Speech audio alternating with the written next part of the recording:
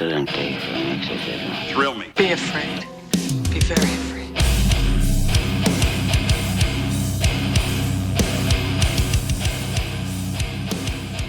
What's up, everyone? Welcome to the Horror Flicks and Guitar Picks podcast. I'm your host, Tim, and today I'm joined by the one and only Zack Simmons, drummer for the band Goatwhore, and current touring drummer for the band Acid Bath. How's it going, man?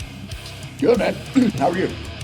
Doing great. I'm stoked to have you on the show. Do you have anything coming up with, either band or any other projects, whether it be, I talk to a lot of drummers that do Twitch, YouTube, for like drumming videos or, have other projects. Do you have anything you want to promote, that's coming up for the rest of the year or with anything else? Got a bunch of Acid Bath shows coming up. Playing Boston Saturday, Milwaukee the next weekend, Milwaukee Metal Fest. And we go to Europe for a month and more shows throughout the rest of the year. And that's pretty much the only thing keeping me busy right now. Oh, yeah.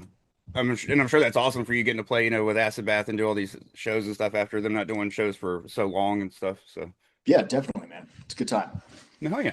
But and you guys got a killer lineup of shows, like so many awesome fests with so many awesome other bands and stuff. So you probably get to see a lot of bands you've been wanting to see as well. So yeah, totally. Not that you haven't been touring a long time for Goatwhore, but just like Acid Bath, there's so many bands coming back around that just haven't played in years. It seems like over the pretty much since the pandemic, it seems like a lot more often. You got bands like Dead Guy coming back. Botch came back for a little bit and stuff like that. So yeah, it's a trip, man. It's a good time for. Wouldn't want to call it nostalgia, but bands kind of putting aside differences and getting back out there and doing the thing. Yeah, and a lot of those bands are put out like new records that are still just as killer as their old stuff. Like Dead Guy put out like top 3 record of the year for me last year. So Botch put out a couple good killer tracks when they were back. So definitely. But we could segue into the horror side of things. My first question I like to ask all my guests is, what was your relationship with horror movies growing up, and did it change at all as you got older and became an adult? So I guess my most memorable introduction would probably be The Exorcist.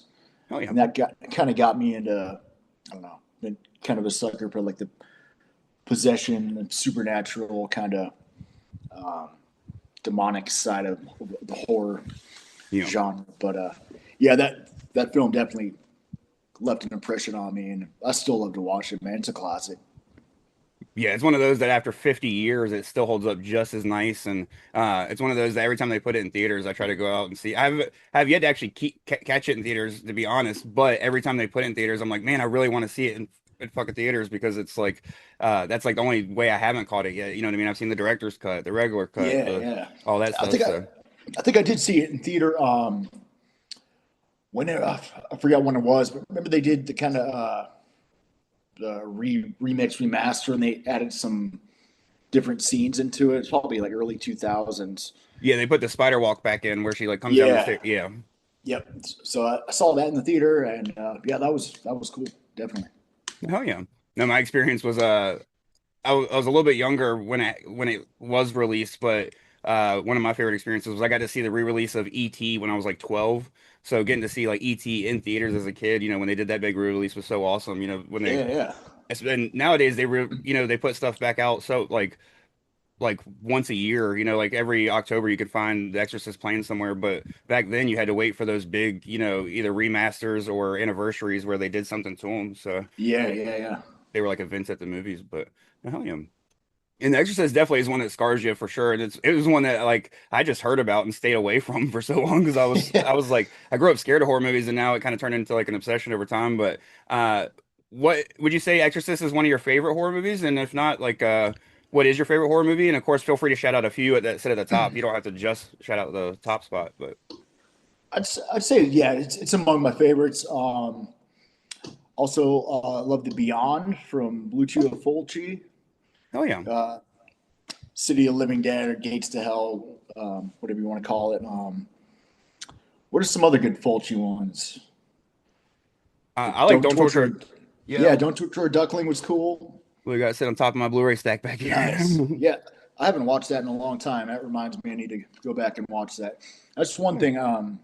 Kind of quit like watching so much TV, like since I've been touring so long, and just kind of phased it out of my routine, I guess. I'll watch some short like YouTube clips maybe before I'm going to bed or something. But I don't know. I just kind of cut it out of my daily routine to set aside time to sit in front of a TV. But yeah, I'll definitely need to start rewatching some of those classic horror movies. No, I feel you. I do this podcast, so I try to keep up with everything, like, that's like even just new horror movies, even if I'm not catching old ones that I miss and stuff. And one of my problems is I find myself just rewatching the ones that I love anyway, so I don't catch up with the new stuff. But Yeah, it's the same with music for me too. yeah, same here. I end up just re-listening to the oldies instead of like new stuff. Like I'll listen to an album once and be like, oh, that was awesome, and then be like, fuck, I forgot to listen to it again. You know what I mean? So Exactly. uh, Yep. but I'm the same way. I have a kid, so it's like because I have to like monitor what I watch when I have time anyways, it's so limited. So I'm with you. It's hard to find time to watch certain things as well as like plus like when you find time it's so late at night that it's hard to stay awake and watch movies, even if they are interesting. It's like you don't want to Yeah. start something new and you'd rather start something you've seen and fall asleep than start something that you haven't and fall asleep. So Yeah, totally.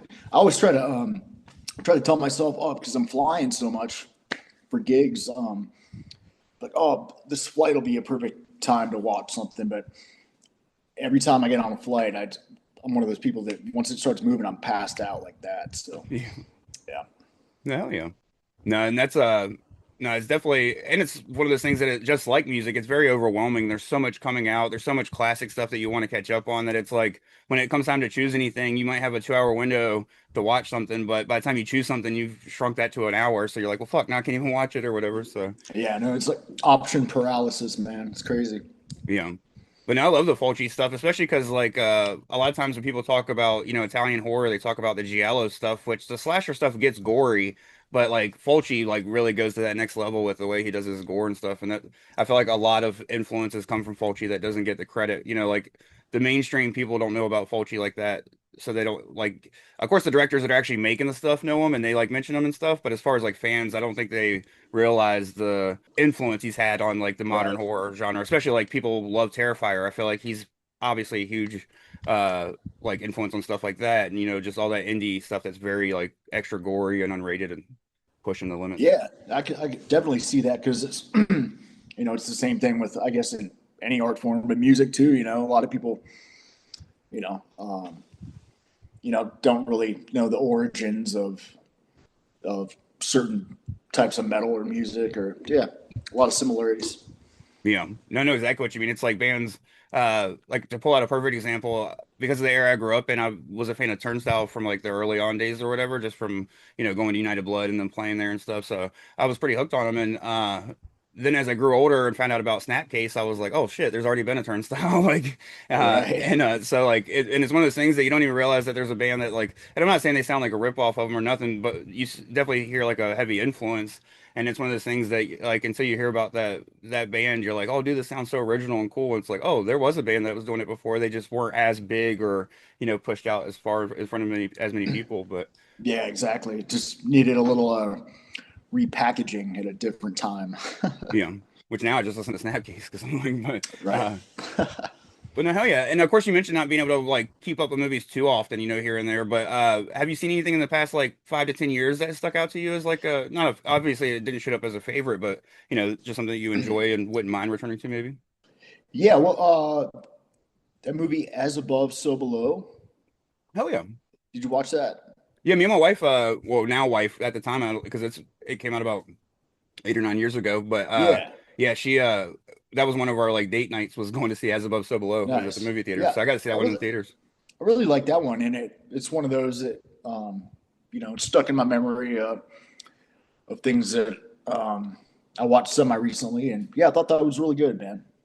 Yeah, the imagery of that like dude sitting in the burning car and like just some of the stuff they like come across that like while they're like going through the catacombs is wild. Plus, I'm claustrophobic, so I don't fuck with that Yeah, stuff at same. all. I was just about to bring that up, man. I think it hit a little harder for me just because, yeah, I felt claustrophobic the whole time. Yeah, and I won't reveal the twist, but like once you like see what the twist is and stuff, it makes it even funner. You know what I mean? Because there's I'm a big fan of found footage films, but there's just so many that don't do anything unique. They just try to like hit the tropes and stuff. And that one Right. does something like super unique. Not only does it take you down to the catacombs, like we've never seen before, but then what it turns the catacombs into in a way is just super unique. So Yeah, I agree. Oh, great movie.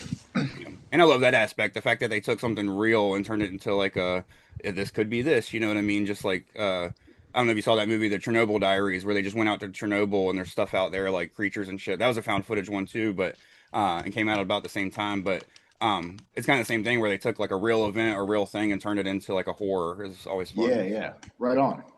I'll have to check that one out. No, yeah. And on the back half of the show, I like to ask, a couple hypothetical questions and then one question to end the interview that I ask all my guests. And the first one being, if you could score a horror movie, and of course, being a drummer, I don't know if you like dabble in any other instruments, but if not, you could always team up with somebody or do a more percussion based uh score, which would always be cool and interesting. But would you ever be interested in scoring a horror movie? And if so, what subgenre would you like to do? I think that would be really cool. Man, there's a lot of different types of sounds you can get out of just what's in front of me now, this drum kit, or I've been screwing around with a little Roland SPD pad, and that thing is pretty amazing in what you can get out of it. But yeah, that would be a cool challenge, man. It's something totally different from what I'm used to working with. In what genre, man? I don't know. That's a tough one. It'd be kind of cool to do score like a zombie movie or Oh, yeah. one of those. That'd be fun. No, and that would work with like a percussion heavy like score because of the fact that like there's a lot of upbeat like chase scenes and this and that. Yeah, And yeah, totally. no, yeah, no, that would work Blast perfect. beats and zombies, man. Right. Let's do it. I could just imagine people getting mauled to shit while like blast beats are going. That would be awesome. But Yeah. oh yeah. Now and then of course my second hypothetical question I like to ask is if you were approached by somebody with an unlimited budget and they wanted you to like remake one of your favorite horror films, but shrink it down into a short film music video to feature you and the guys, what movie would you choose and how would you turn it into like a little music video? Man. All right, so I'm going to take it another hypothetical step further. What if you did like a mashup between Conan the Barbarian, Oh yeah. but have a film like a horror-based film involving Conan the Barbarian and more of the supernatural, fucked up wizard people he encounters, Yeah. and all the otherworldly stuff that happens in that Sumerian realm. But I think that would be interesting, and I think it has potential to be a very cool metal music video if it was condensed that way as well. Hell yeah. No, definitely. I know exactly what you mean. Take like the darkest part of that movie and just like like make that, the whole mini video. So Yeah, exactly. hell yeah. And again, it could just be kicking ass to blast beats, just Conan Yeah, doing it. there we go. No, hell yeah. No, and of course, the last question I like to ask all my guests is, do you have a horror story of your own? And it could be something from, that happened to you in real life or something that happened to you like on the road with the band or anything like that. And if you believe in the paranormal, there are people that share stories of that nature as well. So Hmm. There have been some creepy venues that we played all over the world. One being the Rave in Milwaukee, which we'll be playing at 2 weeks oh yeah. again. There's the bottom. There's a bunch of different rooms and venues inside this big building, but yeah, I was taking a shower and it's just like a locker room type shower down there. Totally just alone by myself, and yeah, there's some lights flickering and doors opening and closing, just some weird, unexplainable, creepy stuff happening. But that place is kind of notorious for allegedly being haunted. But Isn't that the place with the pool in the basement? Or am I thinking yes, okay, yeah. Oh yeah. yep. And aside from that, just a generally horrifying thing. We were driving. Where was it? I think it was from, or either way, we were driving east on I-80 through Wyoming, and it was winter. And I woke up in the van. Someone else was driving, and we're going like 8 miles an hour because there's black ice and the whole van and trailer is sliding. There's a cliff. Look out the window. There's a big drop off. Just that shitty little guardrail separating, life and death, basically. Yeah. And you just feel it sliding, and just I looked at our bass player James and just kind of like, well, I'm gonna go back to sleep because if I'm gonna die, I'd rather Yeah. be sleeping. Right. But yeah, Yeah. shit like that, it's easy to forget. All the traveling we do, and how many dangerous situations you're bound to, encounter here and there. Yeah. Especially driving with all that weight, and then of course you encounter snow and ice, and Yeah. not only the bad weather, but then driving at night. So there's plenty of crazies out and shit like that, and then Totally. out in rural areas where cell phones still don't work to this day. So, Yep. but no, hell yeah. You never No, know. I appreciate you for sharing, man, and hopefully, nothing too scary happens while you're out on this next run with acid bath. But Yeah, we'll see. hell yeah. Well, I appreciate you for joining me, man. It was a blast chatting with you. Yeah, thanks for having me, man. Of course.